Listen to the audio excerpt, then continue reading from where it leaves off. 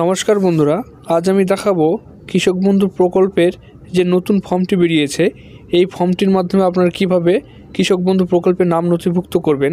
ভিডিওটি শুরু করার আগে চ্যানেলে যদি আপনি নতুন হয়ে থাকেন তাহলে ভিডিওটিতে লাইক করবেন, চ্যানেলটিকে সাবস্ক্রাইব করে বেল বাটনে ক্লিক করে রাখবেন পরবর্তী নোটিফিকেশনের জন্য, যাতে আপনি পরবর্তী গুরুত্বপূর্ণ আপডেটগুলি সবার আগে পান।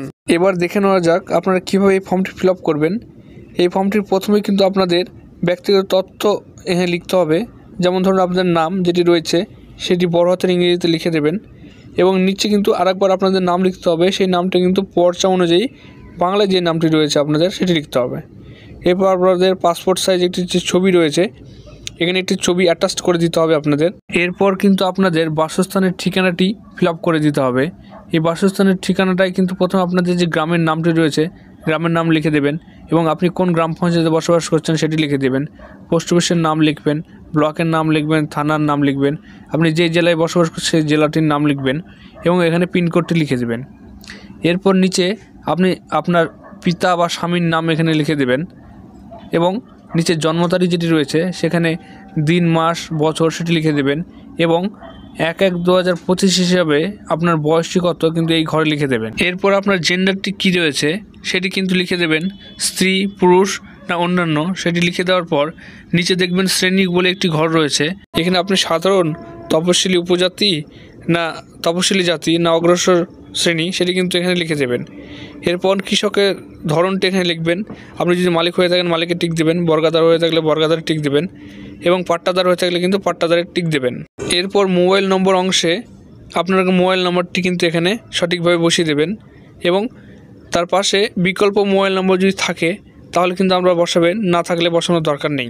এরপর কিন্তু আপনাদের আধার নম্বরটি বসাতে হবে। আধার নম্বরের পাশে দেখছেন আবশ্যিক লিখে রয়েছে, অর্থাৎ এটি কিন্তু ম্যান্ডেটরি আপনাদের দিতেই হবে। আধার নম্বরটি এখানে কিন্তু সঠিকভাবে আপনারা বসিয়ে দেবেন। এরপর নিচে ভোটার কার্ড বা এপিক নম্বর যেটি রয়েছে সেটিও কিন্তু আবশ্যিক লেখা রয়েছে, তাই আবশ্যিক মানে আপনাদের দিতে হবে, এটি ম্যান্ডেটরি। আর আপনাদের ভোটার নম্বরটি দিয়ে দেবেন। এরপর খ নম্বরে যেটি রয়েছে কৃষকের জমির তথ্য, কৃষকের কিন্তু আপনাদের যে জমি তার তথ্য দিতে হবে, সেটির ক্রমিক নম্বর, জেলা, ব্লক, মৌজা, জেল নাম্বার, খতিয়ান নাম্বার এবং চাষযোগ্য জমির পরিমাণটি কিন্তু এভাবে লিখতে হবে। এইভাবে কিন্তু নিচের বক্সগুলিতে আপনার বিভিন্ন দাগের জমিগুলো কিন্তু এখানে লিখবেন এবং সেগুলি করে যোগ করে এই মেন বক্সে কিন্তু মোট জমির যে পরিমাণ সেটি কিন্তু এখানে লিখে দিতে হবে। ব্যাংকের তথ্যের এই অংশে কিন্তু আপনাদের অ্যাকাউন্ট নম্বর অনুযায়ী যে নাম রয়েছে সেটি এখানে লিখবেন। আপনার অ্যাকাউন্ট নম্বরটি এখানে কিন্তু সঠিকভাবে বসিয়ে দেবেন। এরপর আইএফএসসি কোড যেটি রয়েছে সেটি বসাবেন এবং আপনার এটি কোন ব্যাংক অ্যাকাউন্ট সেটি কিন্তু ব্যাংকের নামটি বসিয়ে দেবেন এবং ব্রাঞ্চ নেম যেটি রয়েছে সেটি বসিয়ে দেবেন এবং অ্যাকাউন্টের ধরন আপনার সেভিংস না কারেন্ট অ্যাকাউন্ট সেটি কিন্তু এখানে বসিয়ে দেবেন। ব্যাংকের তথ্য সঠিকভাবে লেখার পর আপনাদের নমিনি বা মনোনীত ব্যক্তির তথ্য কিন্তু এখানে দিতে হবে। এখানে নমিনির নাম যেটি রয়েছে আপনারা যেটি রাখতে চান সেটি এখানে লিখবেন এবং আবেদনকারীর সঙ্গে তার সম্পর্ক কী, নমিনির পিতা বা স্বামীর নাম কি রয়েছে সেটি লিখবেন এবং জন্ম তারিখ কী রয়েছে সেটি বসাবেন এবং 1/1/25 হিসেবে তার বয়সটি কত সেটি কিন্তু লিখবেন। নমিনির অভিভাবকের নাম, যদি নমিনি 18 বছর নিচে হয় তার কিন্তু অভিভাবকের নামটিও লিখতে হবে। নমিনির অংশটি সঠিকভাবে ফিল আপ হয়ে গেলে তারপর নিচের দিকে দেখবেন একটি ঘোষণা রয়েছে। এই ঘোষণাটি কিন্তু একবার পড়ে নেবেন আপনারা। পড়ে নেওয়ার পর তার একটু নিচের দিকে দেখবেন উপরোক্ত জমি আমি কিভাবে পেয়েছি সেটি কিন্তু একবার লিখে দিতে হবে। উত্তরাধিকারী হিসাবে, ক্রয় হিসাবে, উপহার হিসাবে বা দান যে সূত্রে পেয়ে থাকেন সেটি কিন্তু লিখতে হবে। সেটি লেখার পর যার থেকে পেয়েছেন তার কোনো কৃষক বন্ধু আইডি ছিল কি না সেটি লিখতে হবে এবং তার ভোটার কার্ড নম্বরটি এবং আধার কার্ড নম্বরটি কিন্তু এই ঘরে লিখে দিতে হবে। যদি সেই ব্যক্তির কৃষক বন্ধু আইডি না থাকে তাহলে আপনাদের লেখার দরকার নেই। এরপরে একটু নিচের দিকে তারিখ অংশে আপনি তারিখ দিয়ে দেবেন আপনি কবে ফর্মটি ফিল আপ করছেন এবং আবেদনকারীর স্বাক্ষর অংশে কিন্তু আপনার সইটি করে দেবেন। আবেদনকারীর স্বাক্ষরটি হয়ে গেলে নিচের অংশে দেখবেন একটি প্রাপ্তি স্বীকার রয়েছে। এই অংশটি কিন্তু আপনাদের রিসিভ হিসেবে দিয়ে দেওয়া হবে। যে আবেদনটি জমা নেবে সে কিন্তু আপনার নামটি লিখে দেবে এবং নামটি লেখার পর যদি কোনো আইডি নম্বর ওরা বসাতে চাই বসাবে, তারিখ এবং আবেদন গ্রহণকারী যে স্বাক্ষরটি রয়েছে এই অংশে কিন্তু তারা স্বাক্ষরটি করে আপনার এই অংশটি কেটে কিন্তু আপনাদের দিয়ে দেওয়া হবে। এইভাবে প্রথম পাতাটি ফিল আপ হয়ে গেলে একটু নিচের দিকে আরেকটি অ্যানেক্সার আইবি বলে একটি ফর্ম পেয়ে যাবেন, যেটি কৃষক বন্ধু নতুন প্রকল্পের আবেদনের জন্য স্বঘোষণাপত্র। এটি কিন্তু আপনাদের ফিল আপ করে দিতে হবে। এই ঘোষণাপত্রের মাধ্যমে আপনি যে কৃষক বন্ধু আবেদন করছেন সেটি কিন্তু এখানে স্বঘোষণা করতে হবে আপনার। এই অংশে কিন্তু আপনি প্রথমে আমি বলে অপশনটি রয়েছে, এখানে আপনার নামটি লিখবেন বড় হাতের ইংরেজি হরফে, কিন্তু আপনার নামটি লিখতে হবে। এরপর স্বামী বা পিতার নাম যেটি রয়েছে সেটি লিখবেন, গ্রামের নাম, গ্রাম পঞ্চায়েত বা পৌর এলাকায় থাকলে পৌর এলাকার নামটি লিখে দেবেন। এরপর ব্লক, থানার নাম এবং আপনি যে জেলায় বসবাস করছেন সেই জেলার নাম লিখে দেবেন। এবং এই অংশে কিন্তু আপনি যে জমিটি কী সূত্রে মালিক বা ওয়ারিশ সূত্রে বা বর্গাদার ভাগ চাষি কী সূত্রে এবং কত একর জমি আপনার চাষযোগ্য সেটি কিন্তু সেই জমির পরিমাণটি একর হিসাবে কিন্তু আপনাকে এখানে লিখে দিতে হবে।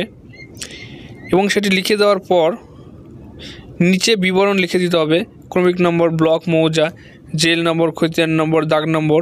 এবং এখানে কিন্তু আবারও আপনাদের চাষযোগ্য জমির মোট একরে হিসাব করে যে পরিমাণটি হবে সেখানে লিখে দেবেন। এরপর কিন্তু নিচে দেওয়া রয়েছে, দেখুন উপরে যে তথ্যগুলি দিলেন সেই অনুযায়ী আপনি কিন্তু কৃষক বন্ধু নতুন প্রকল্পের আবেদন করতে চাইছেন সেটি কিন্তু এখানে বলা হয়েছে। এরপর আপনার আবেদনের ভিত্তিতে আপনি কি কি ডকুমেন্টস দিচ্ছেন সেটির কিন্তু একটি তালিকা তুলে ধরা হয়েছে। এই তালিকায় আপনি টিক করে দিতে পারেন আপনি কি কি ডকুমেন্টস দিচ্ছেন।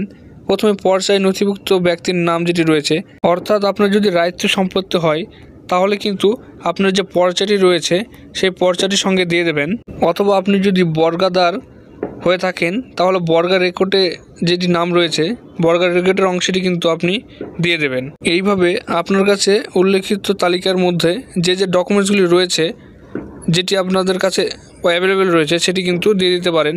যেমন ধরুন মিউটেশন সার্টিফিকেট, মিউটেশন সার্টিফিকেটের জন্য আবেদনপত্রের যে রসিদটি, পাট্টা বা জমি পাট্টা যেটি রয়েছে বা বন বিভাগের যে পাট্টাটি রয়েছে সেটি, এবং অন্যান্য নথি যেটি আপনার রয়েছে জমি সম্বন্ধে সেটি কিন্তু দিয়ে দিতে পারেন। আপনার নথিগুলি সঠিকভাবে টিক দেওয়া হয়ে গেলে নিচে দেখবেন একটি ঘোষণা রয়েছে বা স্বীকারোক্তি। এই অংশে উপরে উল্লেখিত তথ্যসমূহ আমার জ্ঞান ও বিশ্বাস মতো সত্য, এরকম যে একটি ডিক্লারেশন রয়েছে এটি কিন্তু আপনারা চাইলে পুরোটা পড়ে নিতে পারেন। এবং পড়ে নেওয়ার পর নিচের স্থান অংশে আপনি কোথা থেকে আবেদন করছেন সেটি লিখে দেবেন এবং তারিখটি সঠিকভাবে বসিয়ে দেবেন। এবং স্বাক্ষর অংশে আবেদনকারীর স্বাক্ষরটি সঠিকভাবে করে দেবেন এবং চালু মোবাইল নম্বর যেটি রয়েছে সেটি কিন্তু এই নিচে আপনাদের লিখে দিতে হবে। এইভাবে দ্বিতীয় নম্বর ফর্মটি ফিল আপ হয়ে গেলে নিচে কিন্তু আপনাদের লাস্ট বা 3 নম্বর ফর্মটি আপনাদের ফিল আপ করতে হবে।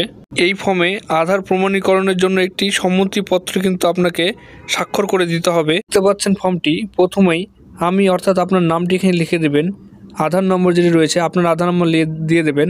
এর ধারক কৃষি বিভাগ এবং পশ্চিমবঙ্গ সরকারকে ইউআইডিআই এর সাথে প্রমাণীকরণের উদ্দেশ্যে আমার আধার নম্বর, নাম, আঙুলের ছাপ, ফিঙ্গারপ্রিন্ট, আইরিশ ব্যবহার করার সম্মতি দিচ্ছি। কৃষি বিভাগ পশ্চিমবঙ্গ সরকার আমাকে বলছে যে শুধু কৃষক বন্ধু নতুন প্রকল্পের ডাটাবেস প্রমাণীকরণের উদ্দেশ্যেই কিন্তু আমার পরিচয় ব্যবহার করা হবে। এবং আরও বলেছেন যে আমার বায়োমেট্রিকটি সংরক্ষণ করা হবে না বা কাউকে দেওয়া হবে না, শুধু প্রমাণীকরণের উদ্দেশ্যে CIDR এ জমা দেওয়া হবে। এরপর নিচে আধার ধারকের স্বাক্ষর বা আমার সম্মতি যে আছে সেটি কিন্তু এই বক্সের উপরে আপনার সই করে দিতে হবে এবং আবেদনকারীর নাম এবং মোবাইল নম্বর যেটি রয়েছে সেটি কিন্তু সঠিকভাবে দিয়ে দিতে হবে। এভাবেই কিন্তু আপনি কৃষক বন্ধু নতুন প্রকল্পের পুরো ফর্মটি ফিল আপ করে দেবেন এবং আপনার ব্লকে যে AD অফিস রয়েছে সেখানে জমা করতে পারেন, অথবা দুয়ারে সরকার ক্যাম্পে কিন্তু আপনি জমা করতে পারেন। ধন্যবাদ।